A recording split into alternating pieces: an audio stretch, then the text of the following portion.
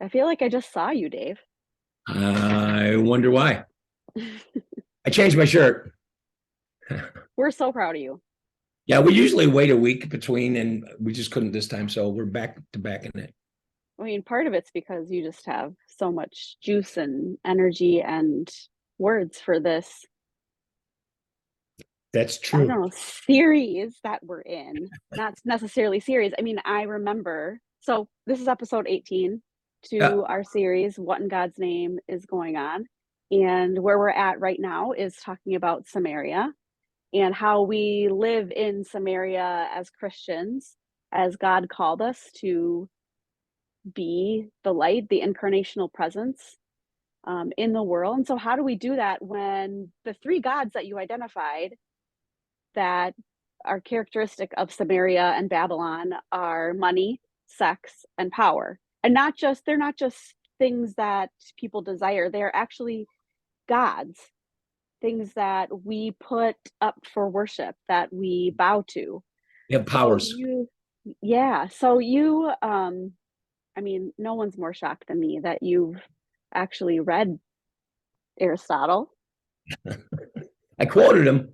You quoted, okay, that's fine. You quoted him. Even as an educated woman, I had never heard this quote. I was asleep that day in class at Bethel. Sorry, professors. But I love this quote, and I just heard it from you today for the first time. So the quote is, or the paraphrase of the quote is, the virtue is the middle between two extremes, and the two extremes being excess and deficiency. Right. And so you're going to continue to play this out as we talk about particularly power and that God that we bow to while we're living our life out in Samaria, out in Babylon. So take it away, Dave. Tell us Okay. more. Well, the reason that a quote by Aristotle is significant is because there is a tendency with the embrace and reality that so much of the power that we experience in life is damaging. Yeah. That the tendency is to think that every form of power is bad and needs to be dismantled and abdicated. I need to let go of any Mm-hmm. kind of power that I might have. But Aristotle's distinction is that money, sex, and power all by itself are not evil. The virtue lies between the excess of power, which is abuse and power over, and the deficiency of power, which is to abdicate power. And that's the parent I talked about in the last episode, who, because maybe they were controlled too much by their parents, refused to exercise any kind of authority or direction to their children because they've abdicated all any semblance of power, and it's the virtue isn't there. The virtue is between. That's what you were talking about. So the sweet spot is between those two. And what I said in the last episode was that I'll give some examples of that. And one is of Moses, and this is he can illustrate both the deficiency and the excess. There was a time in Moses' life where he stood his ground with his people. He stood his ground against Pharaoh, and he led the people into the Exodus and crossed the Red Sea, and that was rightly ordered power, and it was amazing. But there was an earlier time in his life where he used power and his anger to execute to kill an Egyptian. Remember that story Yeah. where he? So that's just an example of using power. But when he used it to kill, that was the excess of power. And but there was another time in his life when, and you might remember this, and we're not going deep into the story, but when God did finally come to Moses and say, I want you to go to Pharaoh and say, let my people go, he kept going on and on about who am I can't speak, send someone else. And in Mm-hmm. that space, he was abdicating. Now, this is after he killed the Egyptian, and I don't know if there's a direct corollary, like he was afraid of any kind of authority now in himself because he didn't trust himself, which is good if you kill somebody. Um, but now when he's going, I can't do it, send somebody else, he's abdicating. Um, Mm-hmm. authority. So he's not abusing anybody. He's not damaging anybody, but he's useless.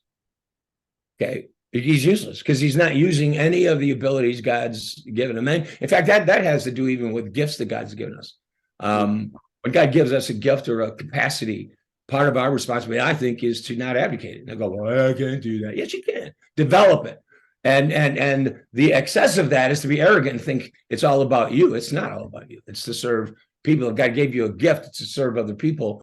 And the other one, go, I can't do that. Get out of here. Shut up. Grow up and develop. That's where the virtue is. That's the sweet spot.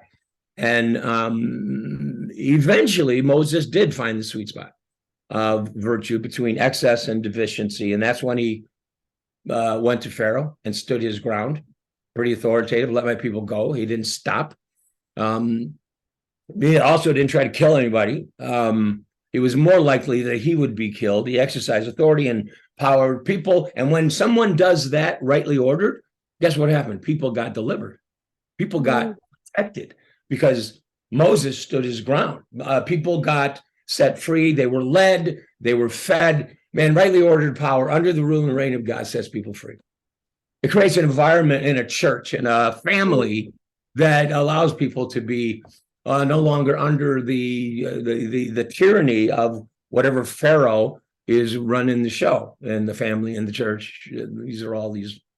I eat metaphors for lunch every day.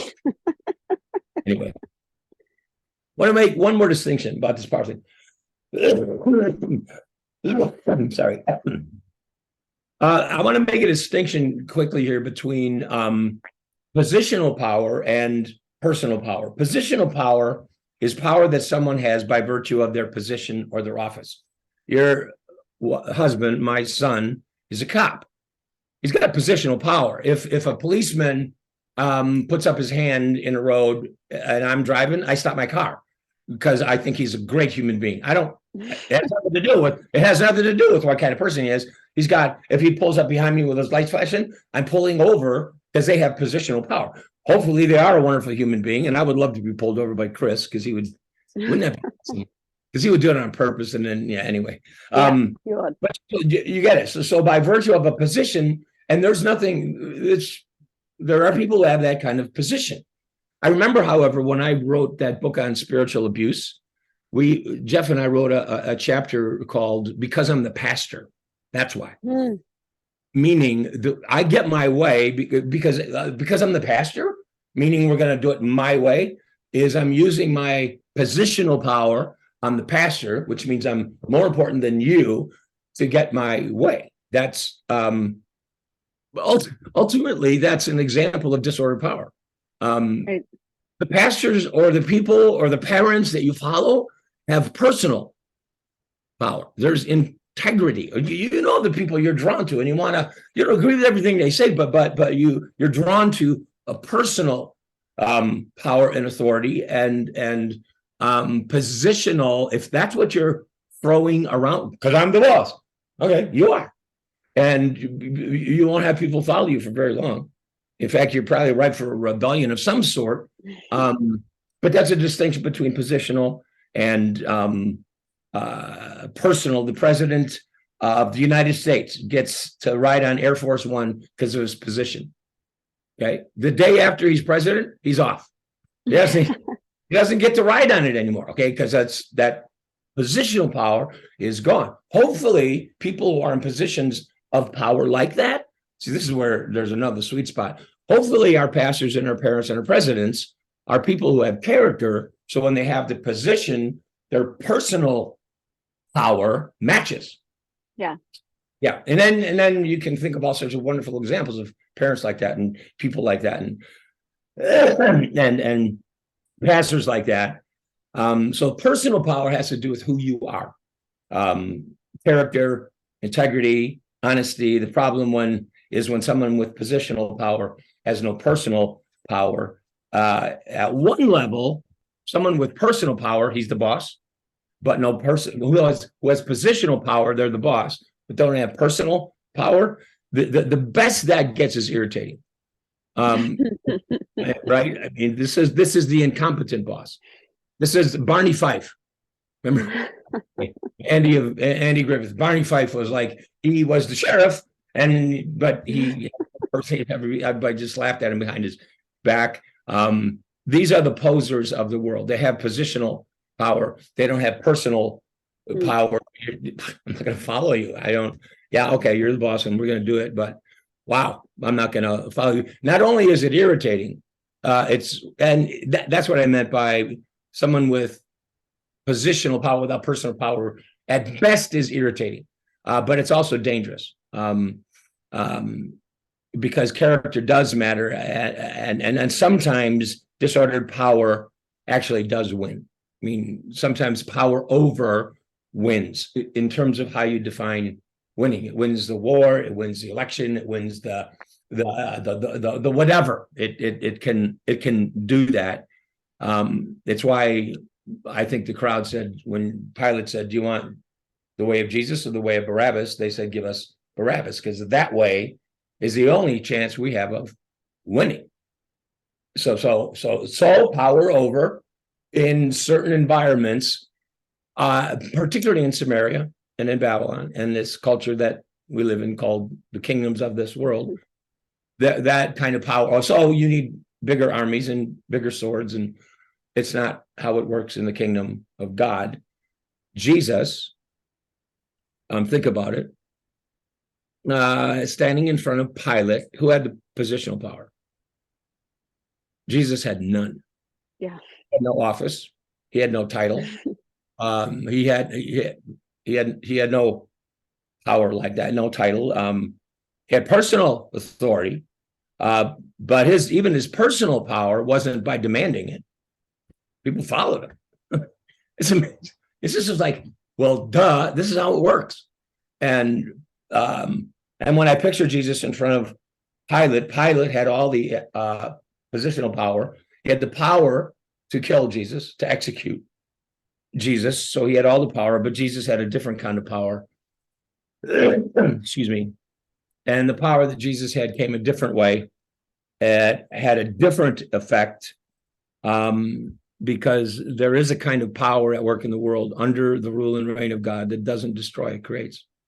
There is a kind of power under the rule and reign of God, and this is where I can feel juice rising. This call to the people of God to remember who we are and whose we are and why we're here. Because it's not to play Samaria's game better than them. It's to provide an alternative, because there is a kind of power under the rule and reign of God. It looks like humility and strength that doesn't destroy, creates. It doesn't crush, it lifts. It doesn't wound, it heals. It redeems. It recreates, it builds and rebuilds, it serves. All right, not to be served. He's the king. That's why you want to be the king. He came not to be served. His disciples, God bless them. All of us didn't get it at all. They wanted to be, remember they're arguing about who's the greatest. We'll talk about that in the next episode. And right in the middle of them saying, "Can we sit at your right and left and have that power?" Jesus said, "No, that's the way the Gentiles do it. That's how they do it in Samaria. But it's not to be so among you. And even the Son of Man came not to be served, but to serve. So follow me. So follow me." And that kind of living in the middle of Samaria is light and life. Can bring the kingdom. I just don't think we always believe it. I don't, because we resort and we forget, right? We resort to the other way. Yeah. That's the way we know. And that's the way we've won some of our even battles in our marriage or whatever. And so this is this constant. In fact, one of the threads through all these episodes is remember who we are and who's we're here. As we forget every day. There's no beating anybody up here for forgetting and using positional power like a hammer. Well, good for you, but they're not going to follow you. You won't lose your kids. Do it like that. Look at that today, but in 10 minutes. Anyway, so that's it. You might have to follow me for a minute with this connection that I've just made. So I was scrolling on my feed, and I don't know what pastor it was. Some pastor from somewhere. It was just a picture and this quote, and he was I'll paraphrase it as best I can, but he's saying we don't have a generational issue because we all like to pick on this generation that is basically just kind of ignoring the church. They're non-existent. They are not interested. And that is a broad generalization, of course. But he's saying there's not an issue with this generation. What we have is actually within the church, we have a discipleship issue. Yes. And to me, I'm like, whoa, it opened all of this up for me, and I think connects here a little bit in the fact that the church is using its power in a way and in an authority that this generation just does not believe. And the issue isn't more power to do it better, like doing it in Samaria, if you will, but to instead maybe just disciple a generation that we've lost our way, and not just to pick on the church, but we've lost our way, I think, just as Christians, as humans, and we're so worried about what kind of power we have and how we're going to use it. And God Right. says, just disciple the people around you. Right. Well, I don't know if it was Tim Keller, but I know that Tim Keller said that. I don't know if it was the context, guy. but he was talking about, well, he was even talking about some of the political polarization. It's not a political problem. It's a discipleship problem, because our minds are more informed by the thinking of Samaria than it is the biblical story. That's why we've been talking about remembering the story and come back to the story and what story are we living in.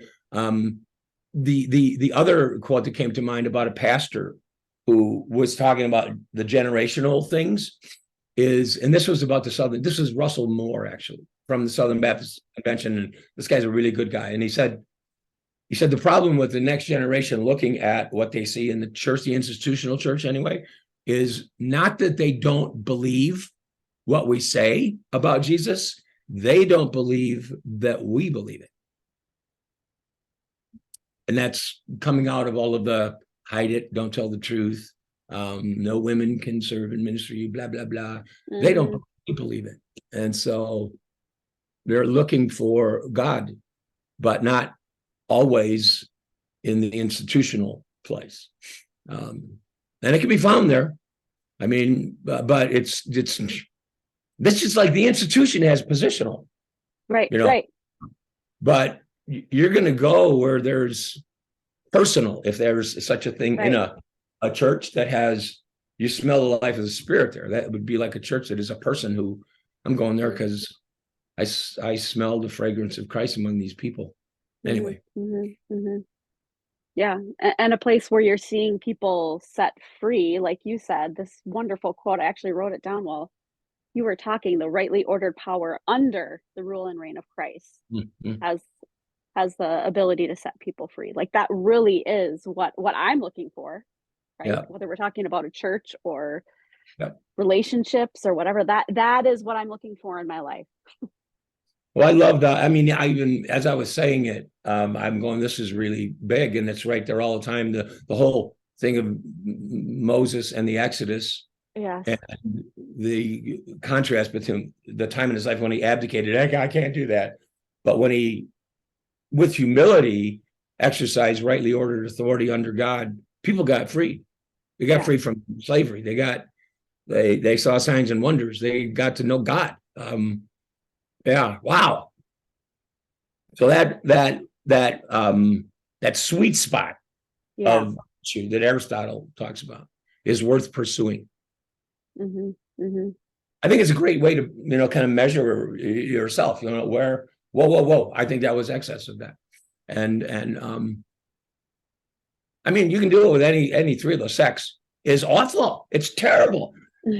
So we advocate nothing, or it's excess, and that's awful, and that's terrible, and that's why we go the other way, and round we go. And I'll shut up now. Well, it's the importance of discernment, right? Like you talked about in the last episode, and if you are struggling with what discernment looks like, to have those people that can not mince words, and help you find your way. This is a knife. Okay, this sword, Machaira. It's like a surgeon's scalpel. That can help you decipher. What am I doing? I don't know. that can help you decipher those things, right? And when it's confusing for yourself. So, Yeah. well, this has been wonderful and gives me a lot to chew on as I reflect on my own life and the people I'm encountering and the world I'm living in. And it's comforting to know that, sometimes we're like, it's unprecedented times. No, it's not No, unprecedented. The world has seen this before. nothing. Solomon said, "Nothing new under the sun." Yep. He's right. Yeah. Anyway. Okay, Dave. You can't wear that shirt in our next episode now. Okay. I only have 2 shirts, a white one and a blue. All right. See you later.